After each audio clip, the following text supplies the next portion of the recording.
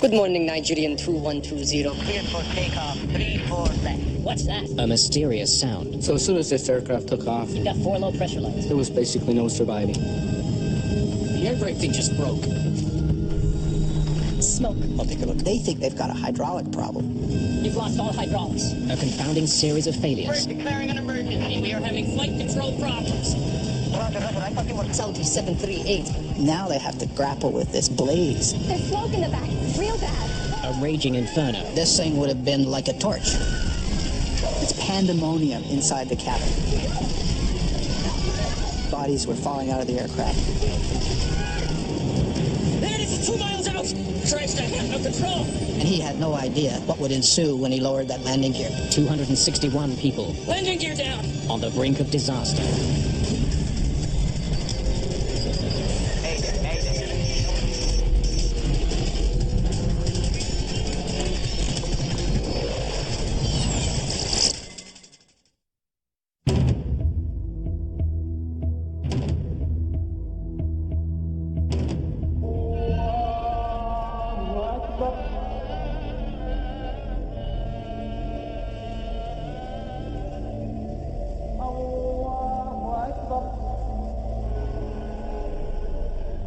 Mecca, Saudi Arabia. The birthplace of the Prophet Muhammad. This is the holiest city in all of Islam. Making the journey to Mecca is a sacred duty in the life of every Muslim.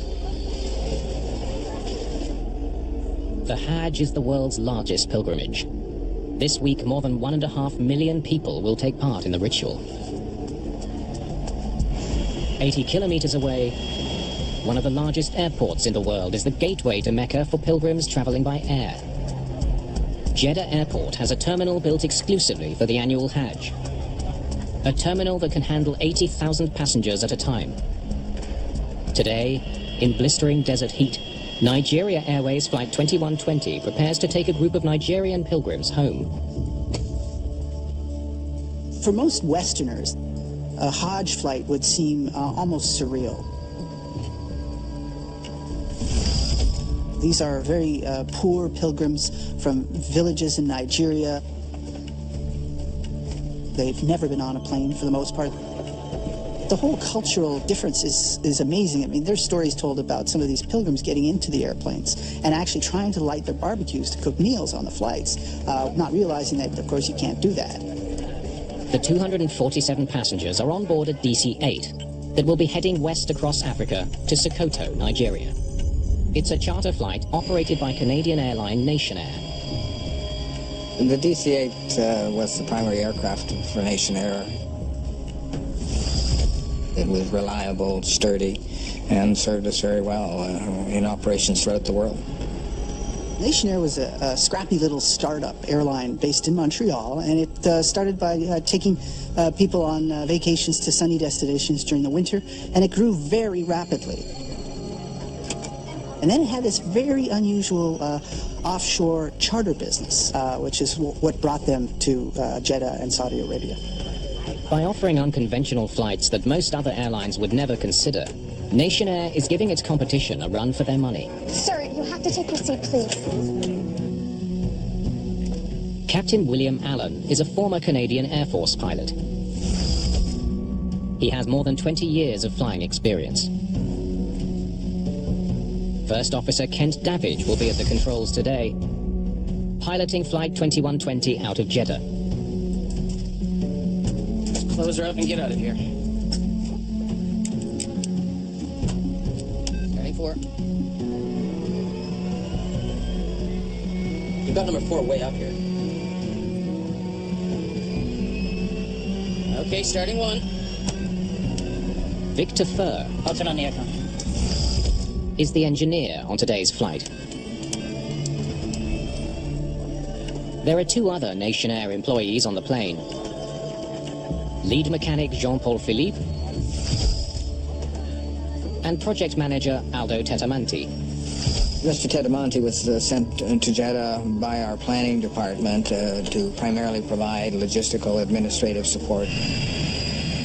Flight 2120 must taxi 5 kilometers across the sprawling airfield to get to its takeoff position.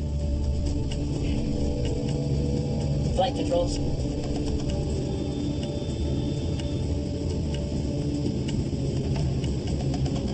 check. It's a long way around. Yeah.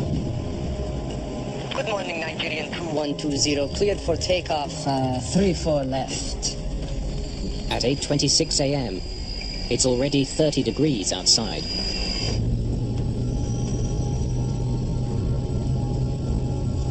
Runway's clear. All engines. Okay, you have control. I have control. Stable. Brakes released. Set max thrust. Max thrust. Davidge powers the DC-8 down the runway. So early in the takeoff roll, they hear a loud sound in the cockpit. And the flight engineer says, What's that? The instruments show no indication of trouble. they continue to accelerate. 80 knots. 90 knots now. 90 knots, check.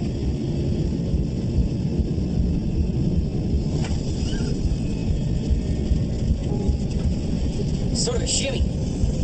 Like if you're riding on one of those thingamajigs. V1. V1 is the speed at which pilots can no longer safely abandon their takeoff. Rotate. Positive rate. Gear up. Nigerian 2120, Airborne 29. Flight 2120 is now climbing through 1,500 feet.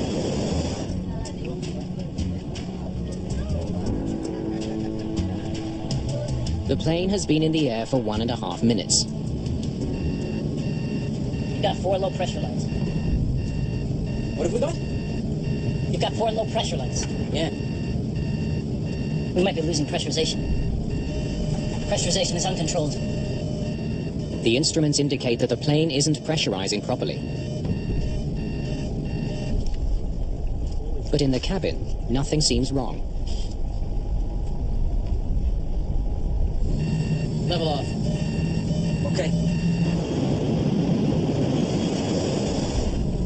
Nation Air 2120, we'd like to just level off at 2,000 feet, if that's okay. We're having a slight pressurization problem. In the tower, the controller has his hands full. An odd coincidence is creating confusion. Another plane is reporting the exact same problem.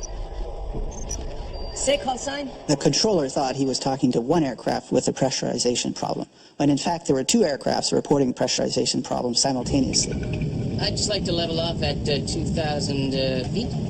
There's a spoiler light. Wing spoilers reduce lift when planes are landing. Since the crew hasn't deployed them, the light points to yet another malfunction. You're on safe flight. You could Descend to 3,000 feet. The controller believes he's talking to the other distressed plane, a Saudi Arabian aircraft. Fly heading 160. Nation Air is flying at 2,400 feet.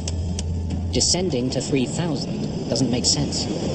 There's so much confusion going on between the tower and these 2 aircraft. They're making a bad situation even worse. Alan thinks the controller wants him to climb. Heading 130, and understand you want us up to 3,000 feet. That's affirmative. Fly. Heading 160. Heading 160. We're losing hydraulics here. The loss of hydraulics has significant implications in controlling the aircraft. Okay, 160, and we're losing our hydraulics, sir. You revert to what is called manual control, and it's already difficult with hydraulic assist, but manual control is even more difficult. We're going to need to come back to Jeddah to land. Flight 2120 is 13 kilometers from the airport and flying away from it. Roger, understand you are going to land in Jeddah? To get back on the ground, the crew will have to make a wide left turn. It will take them further away from the airport before bringing them back over the city to line up with the runway.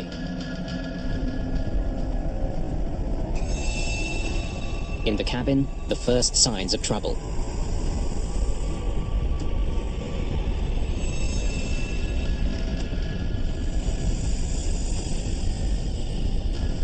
Smoke. I smell smoke. Where? I'll take a look. The Nation Air mechanic is about to discover the terrifying truth behind Flight 2120's mysterious mechanical failures.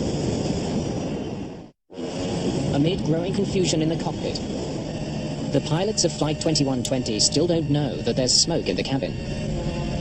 All they're dealing with is just all the alarm bells going off to indicate that equipment is failing left, right, and center. But mechanic Jean-Paul Philippe realizes they're in serious trouble.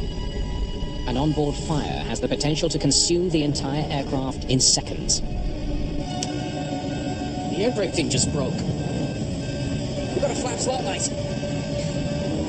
Less than 3 minutes after takeoff, passengers begin to notice something's wrong. Okay, sir, we have a problem. We're leveling here right at the moment. Level off right now. Right now, level off. We're level 3. The controller still believes he's talking to another plane. Yeah, I will give you further instructions. Descend right now, 3,000 feet. Jeddah Airport is now 20 kilometers away. With the heaviest smoke at the back of the plane, passengers rush forward, desperate for air. Okay, leveling at 3,000 feet. If you could give us a heading back toward the runway. We're declaring an emergency. We'll advise you of the problem. We're declaring an emergency at this time. Roger, confirm you would like to be runway 16. No, 34 would be better. We're going to need time to get ready for the landing. So we have confusion between the two planes in the tower. We have, unbeknownst to the pilot and the crew in the cockpit, smoke billowing into the passenger's seat area. There's smoke in the back, real bad. Yeah, we're heading back. We've got a hydraulic problem, okay? So this is the first indication that the pilot has of anything going on in the back of the plane. Should I tell the passengers? Yeah, just tell them we'll be returning to Jeddah. They think they've got a hydraulic problem. Now they have to grapple with this blaze that is spreading through the rear of the aircraft. So things are rapidly spinning out of control. Okay, let's get squared away and see what we've got here, please. In the cabin, it's becoming almost impossible to breathe. And Jeddah is still 19 kilometers away. We've lost all hydraulics. The odds on making it back to the airport are getting slimmer. Damn it! I've gone to ailerons! Davidge can't steer the plane with no hydraulics. Captain, hang on, I've got it. Captain Allen struggles with his control column, but it too could fail at any moment. Let's get lined up before things get any worse. Okay, so we're at 2,000 feet now, declaring an emergency. We are having flight control problems. Roger, I thought you were Saudi 738. Only now does the controller realize that the troubled aircraft is the Nation Air flight. Turn left right now, Heading 080, expect runway 34 left. By this time, it's pandemonium inside the cabin. Passengers are being engulfed by flames, and bodies are starting to fall from the aircraft fuselage. The plane is right over Jeddah, a city of 2 million people. Bodies were falling out of the aircraft 11 miles from the airport. Okay, sir, we're having trouble turning. We are having flight control problems. We will try to turn left. We are having flight control problems. In the situation, it would have made certainly controlling the aircraft for an approach and landing very, very difficult. How much further? 10 miles. 1,700 feet. Choking for air, some passengers try to open the doors. At this speed, it's impossible. Jeddah 2120, clear to land, runway 34 left. Okay, we're coming straight in. We'll land on the left. Require emergency vehicles immediately. We have a fire. We will be ground evacuating. Jeddah 2120, clear to land, any runway, clear to land. There it is, 2 miles out. All right, let's get on the ground. I lost elevators. Christ, I have no control. Landing gear down.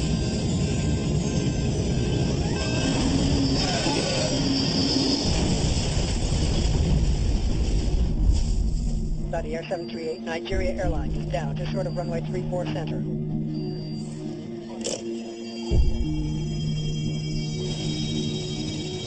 The fiery explosion and sudden impact with the ground has all but obliterated Flight 2120. A trail of blackened debris stained the desert half a mile short of Jeddah's main airport. Little was left of the DC-8. Such was the force of the impact. 247 passengers and 14 crew are dead. This is the worst accident ever for a Canadian airline. And the deadliest crash of a DC-8 in history.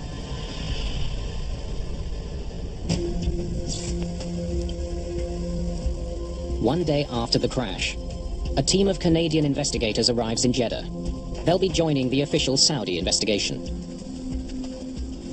They now must figure out how a DC-8 bound for Nigeria, Nigerian 2120, airborne 29. ended up in pieces just 10 minutes after taking off. Has anything been removed? We'd heard that there had been an onboard fire, but really a little more than that, beyond the fact that all the 261 souls on board had perished in the accident. Bill Taylor is the Transportation Safety Board of Canada's technical expert. My first view of the crash site was one of astonishment, really, at the spread of the debris, the severity of the breakup. Usually there's some indication of recognizable parts of the aircraft, but there was virtually nothing identified as an aircraft. I can't even tell what most of this is. It was critical for us to know what happened as quickly as possible because we're carrying millions of people all over the world, and so we wanted to know if we had a problem. Do we have a problem with our operation, our equipment, our aircraft? The thing that impacts you is when you're dealing with 247 passengers and 14 crew all dead. That gets your attention. And the fact that something as big as a DC-8 is now lying there in a zillion pieces, all burned, yeah, it has an effect.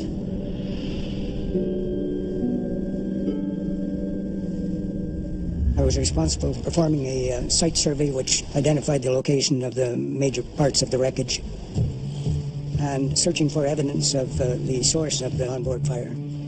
By mapping the spread of the debris, the investigators begin to get a picture of what happened to the DC-8 at the moment of impact. The fuel sprayed out in a V shape and instantaneous fire over that area. Obviously what had happened as the aircraft hit the ground with a severe down motion, it ruptured all of the fuel tanks.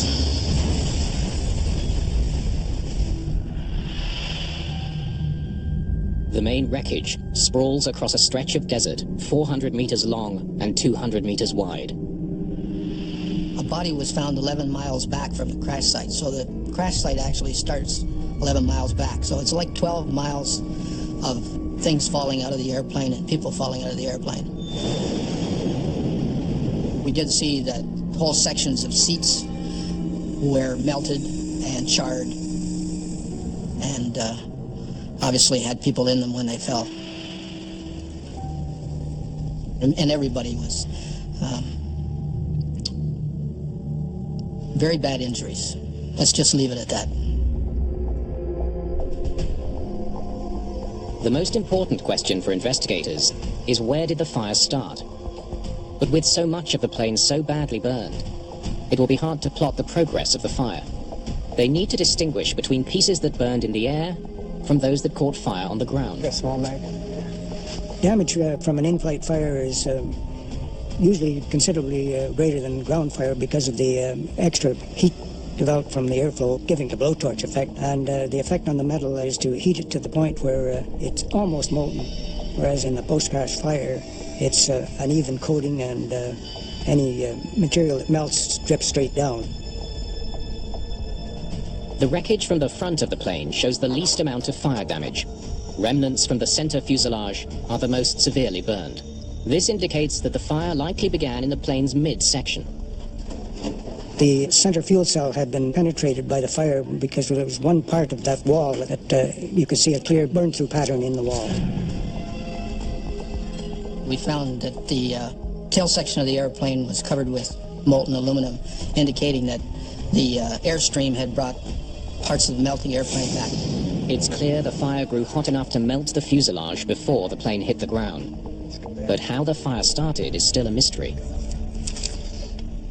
Let's get all these pieces back to the hangar. The Saudi government provides a hangar for the investigators to conduct a more in-depth analysis of the wreckage. The lead investigator on the case is the Transportation Safety Board's Ron Coleman. The Saudis didn't have the expertise on the ground or in the area and hadn't done any major accident investigations that I was aware of. And also, they didn't have any engineering lab capability, and we did, so they opted to let us do that work for them. Let's put together what we can. We knew that parts of the airplane had melted and part of the cabin had burned away underneath the passengers. We know that aluminum melts at 1100 degrees Celsius approximately. So this thing would have been like a torch.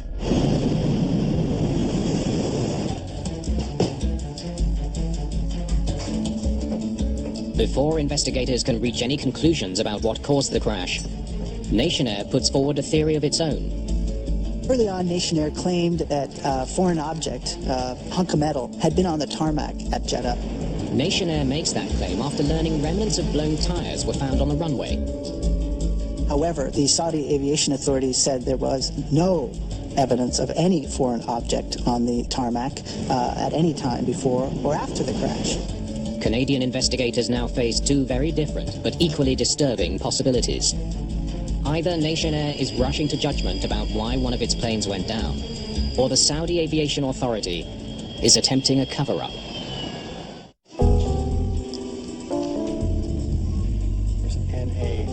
Examining the remains of Flight 2120's landing gear, investigators discover that the wheels may have had something to do with the crash. One of the left wheel rims shows clear signs of having been scraped along the runway. This is the number 2 wheel that was recovered from the accident site. You can see here the area where the wheel was ground down. You can imagine the kind of heat that would generate running along the runway, scraping off. At the crash site, Bill Taylor makes a chance discovery. It adds an unexpected new layer to the investigation. I noticed a piece of paper blowing across the site. Picked it up, and I could see there was handwritten notes on this paper, and it turned out to be part of the A-flight inspection checklist, and it was the actual page that recorded tire pressures. Hey. The maintenance checklist shows that the tires were inflated to normal pressure.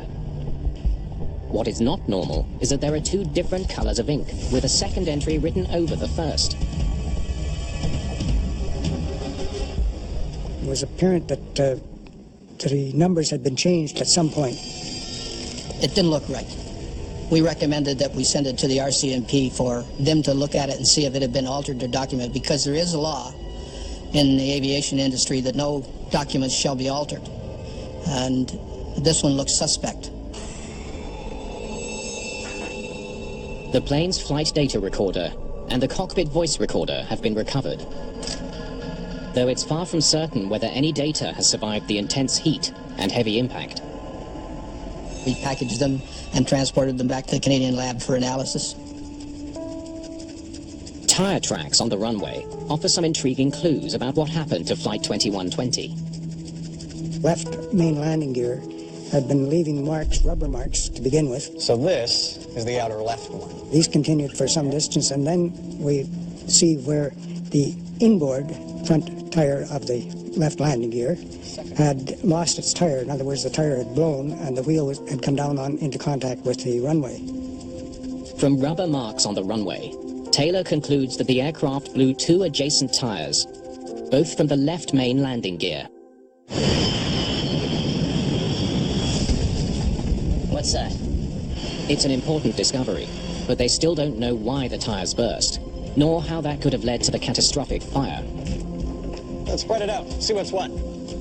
Investigators next examine pieces of tire found on the runway. They're looking for any signs of a defect or heavy tire wear. Visual examination found that the tires had sufficient tread to continue in service. They were worn, but still pretty good shape. The discovery supports Nationair's claim. It's possible that the DC-8 did, in fact, hit something on the runway that caused a puncture. Press releases at the time provided by the president of the company stated that the cause of the tire failure was debris on the runway. Even with two blown tires, Positive rate. Flight 2120 got airborne. The connection between the blown tires and the calamity that consumed the plane still isn't clear. Okay, let's get squared away and see what we've got here, please.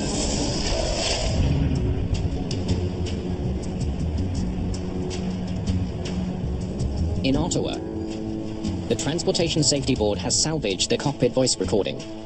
But instead of solving the mystery, it only adds to it.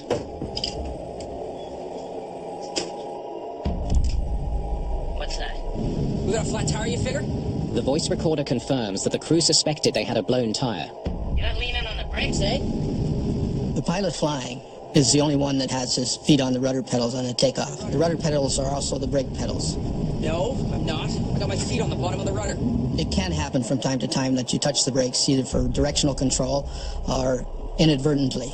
And I assume that that's what the captain thought, that he might have inadvertently touched the brake pedals. It's common for pilots to take off with blown tires. It's considered less dangerous than aborting a takeoff at high speeds.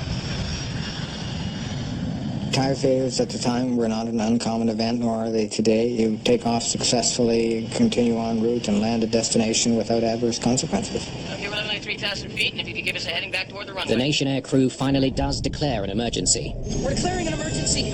We're advised of the problem. We're declaring an emergency at this time. It's then that the air traffic controller realizes his mistake.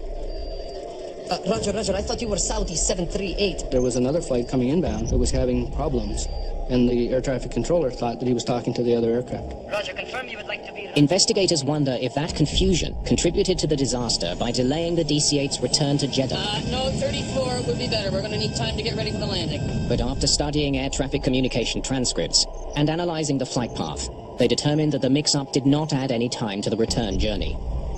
As it turns out, this didn't have any effect on the eventual crashing of the aircraft. The question remains, could a blown tire have somehow led to an intense fire that took down a commercial aircraft in 10 minutes? At the Royal Canadian Mounted Police Forensics Lab, technicians have analyzed the Nation Air maintenance log. Tests reveal 2 layers of ink on the log entries. The readings for the tire pressure were written over, and the actual readings that were underneath showed 20 to 30 psi below the required levels to operate the plane and tires safely. So the only conclusion that you could make from that is that the entries were falsified. Tell me what the plan was for the tires. With this troubling new information, investigators now turn their attention to the mechanics who last worked on the plane. They learned that 4 days before the crash, at a stop in Ghana, Africa, mechanics wanted to change the tires. The tread was beginning to wear, and the pressure was low.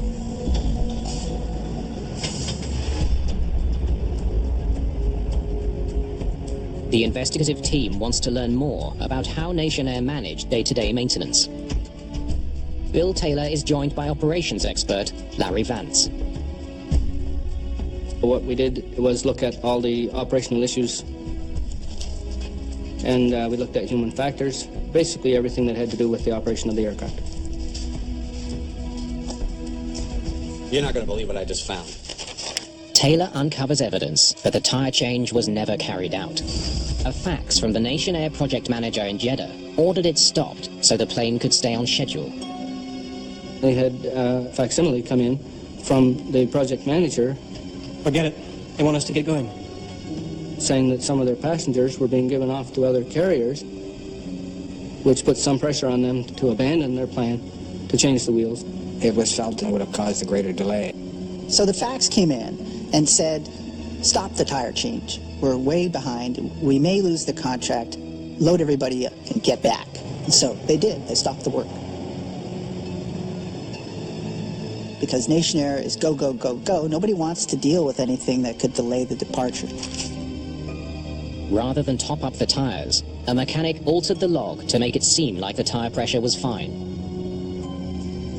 There's no indication that they ever added pressure to the tires to actually inflate them to that. They just simply made the books look right. 3 days later, the plane landed in Jeddah with the same underinflated tires. At 5 a.m. the following morning, the crew arrived for pre-flight checks.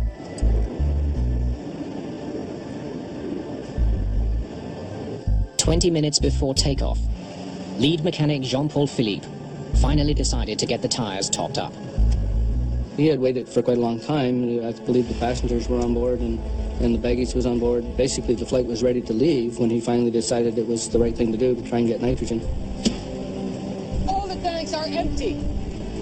Aircraft tires are inflated with nitrogen, not air. Nitrogen does not expand as much as air. It's also less flammable.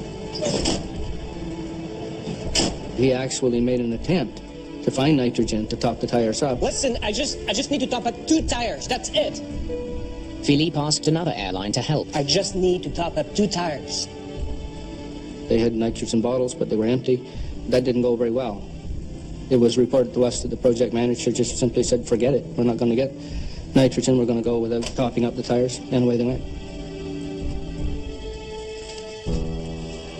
He's not a commercial pilot or a trained mechanic. Investigators now conclude that the project manager's lack of experience was a critical factor in the accident. He was making operational type decisions on behalf of, or instead of, some of the people who should have been making the decisions themselves and putting a stop to things like allowing the aircraft to fly with underinflated tires. Oh, let me guess, we gotta go. It was something new and was to have actually assisted us in being better prepared and operating more effectively. In hindsight, the irony is where the reverse actually happened, that additional pressure was put on the crews. Any decision to take off with an unworthy airplane or tires that were low ultimately should have been communicated to the captain, because the captain is the person that's responsible for the safety of the airplane and the crew. But that didn't happen. No one in the cockpit was likely aware the tires were underinflated before takeoff. I don't think the flight engineer would find it significant to see that values and the tire pressures were changed, as that is not an unusual occurrence on a journey log. Incorrect values are entered and they're changed or fixed.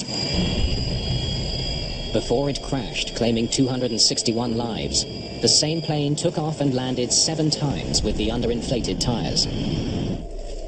Records show that the plane's loaded weight was about the same for each flight. So why did the tires blow on July the 11th at Jeddah? How long is that taxiway anyway? Investigators suspect the answer relates to the sheer size of the airport, combined with extreme desert temperatures. It was something like 11 minutes of taxiing with several turns. So it was a long taxi before they even started the takeoff run. They taxied for 5 kilometers. The tires must have been burning up on the tarmac. The DC-8's main landing gear consists of a left and right bogie, each with 4 wheels. Uniform tire pressure is important. It ensures the weight of the plane is distributed evenly between all 8 wheels. When you have an underinflated tire, that total weight then is distributed over the remaining wheels. It would be felt on the axle mate of the low-pressure tire. We calculated, using our weight and balance figures, that the pressure for that day would have been 183 psi. It's pretty clear from the RCMP investigation that one of the tires was 155 psi. That's 28 pounds per square inch below the safe level.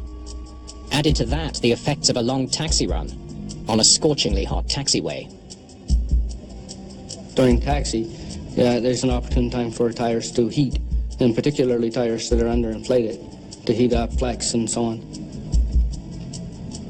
When you get over-deflection or excessive bending in that area, it generates heat. You generate enough heat, the nylon begins to melt and pulls apart. Tire blows.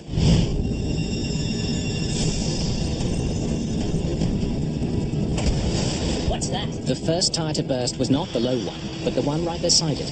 90 knots now. The underinflated tire blew next. The wheel rim hit the runway. And when that started to drag and wear down the runway, it got super hot. Hot enough to ignite the rubber tires. The crew took the fire into the air with them, and it quickly consumed the plane. So as soon as this aircraft took off and they retracted the landing gear, there was basically no surviving. Gear up. The fire was going to spread. There's smoke in the back, real bad. They were going to crash. Yeah, just tell them we'll be returning to Jeddah.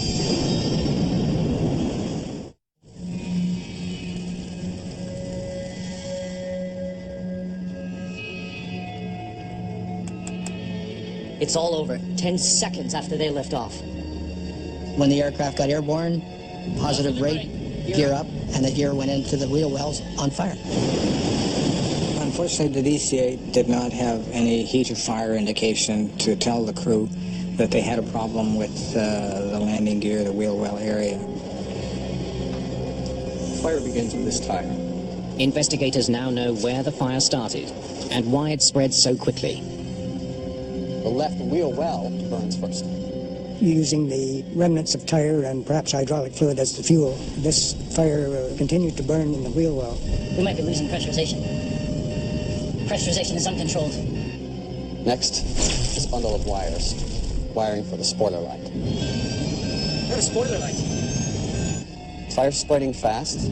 It's reached here, the main hydraulic line. We're losing hydraulics here. By now, the fire's reached the very top of the wheel well. It's eating through the emergency wheel brake. The air brake thing just broke. Then the fire hits the right wheel well, and this bundle of wires shorts out the flap soft light. We have electrical wires, we have hydraulic fluid, all highly flammable. We got a flap slot light. And you've got the air rushing at you at 240 knots. Now, the fire breaches the wheel well, making its way up towards the cabin, burning through the aileron controls on the first officer's side. Damn it! I've got no ailerons! Clearly, a fire in a wheel well is a very dangerous thing because of what's in the wheel well. This is the way the airplanes have been designed, and they function fairly well until something like this happens and we find out, oh, perhaps that wasn't a very good place to put this. Once it's burned through the main fuel tank here, it's all over. He had no idea as to what would ensue when he lowered that landing gear. Landing gear down! The fire had compromised the structure to the point where when this action of lowering the gear took place, it destroyed the airframe.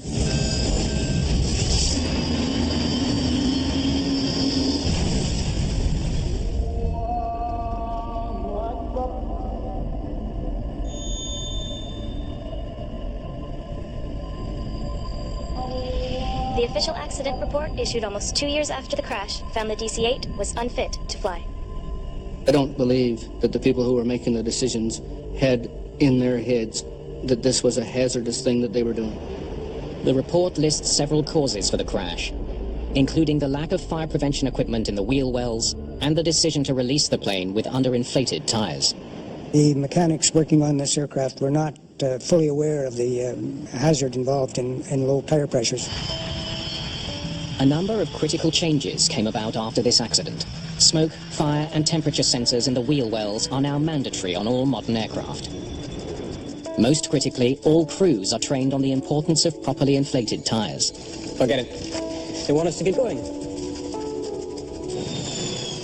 The accident was a major factor in the collapse of Nation Air in 1993.